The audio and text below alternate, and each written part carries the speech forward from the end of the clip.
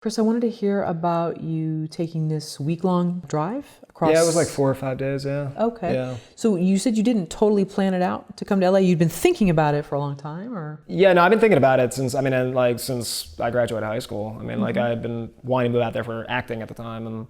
And then, yeah, but at a certain point, I was like, you know what, I think I've done all I can do in New York. I was hardcore wanting to pursue filmmaking at that time, and New York just wasn't, so theater driven, and I love theater. I love like Broadway and all that. I love that stuff. And I wanted to be like an actor on stage for a long time. But as far as like the film business, there's a lot of stuff that film out, to shoot out there. But LA is just like, it's just it's like the capital of movies. It's just like the, and so I just thought I just gotta stop. I just got to do it, and yeah, it really, it's a very, I recommend it to a lot. A lot of people kind of fly their cars out or something, and You drove? No, yeah. I through Oklahoma and New Mexico and stayed at these really cheap motels and these weird That's awesome. got all these Scottsdale, Arizona. Got to see all these places and. Did you see Real Life Drifters? Sorry. Probably. It was 2012. I'm sure. I came across some weird people. Yeah. Just in different corners of the town, and it was just. But yeah, I definitely recommend it. I love the experience. It was a very. I hated hated pulling over for gas or pulling over to use the restroom because I just love to keep going but yeah, no, it was a really very transcending, very therapeutic experience because.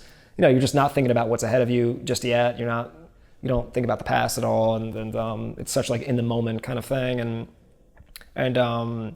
yeah, it was great. It was one of the best experiences of my life driving out to LA. Actually, yeah, I loved it. It was just totally, you're just not thinking about anything at that time. It's one of those rare moments where you just there's nothing to really hardcore think about just yet. In that very tiny amount of time and.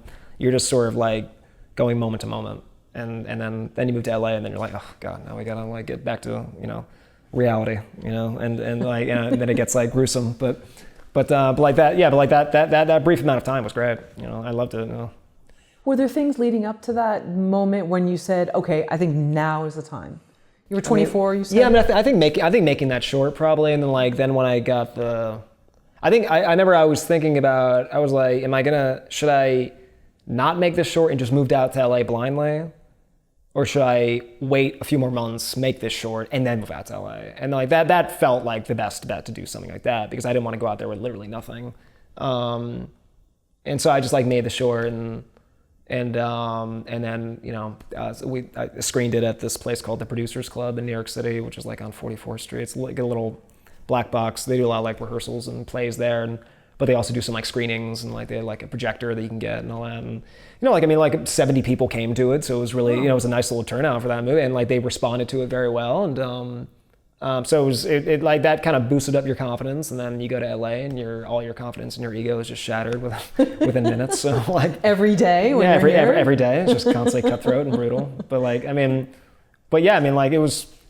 Yeah, I think it was good to have that. Short film in my back pocket because that helped me meet other people for other shorts, and they could take me somewhat seriously, that I'm not a total idiot, that I can make movies, and then I just started to make more and more shorts with more and more people that I was meeting out here, and just honing the craft and learning just about the nuts and bolts of movies, and yeah. Was there a moment that you thought about turning the car around? No. It was a pretty just straight shoot. Just this is no turning back. Cause I don't know. I was just in that point in my life where it's there's just nothing more for me to do out in New York. There's just nothing. I know what I want to do right now. I know this new path I want to take, and New York's just not going to do it for me. And if I'm serious about this, if I'm serious about pursuing directing and wanting to be a writer director, then I have to move to Los Angeles. And I remember one of the first things I went to when I moved out to LA, I went to like this screening of Slither, which was like a James Gunn's movie, like one of his like early movies, and they played it. I went to the Arrow Theater. It was the first time I went there, and James Gunn was there for a Q&A. Oh, wow. The first thing that came out of his mouth was like, "You have to move to Los Angeles," and I was like, "Well, it's been validated. Now I feel good about this, you know." But yeah, no, I mean like I know some people like, you know, live in Toronto and trying to like do film in New York and all that, and there's, I guess, work all over the place, but I mean LA is just like the heart and soul of all of it, and it's just so much more convenient for everything, and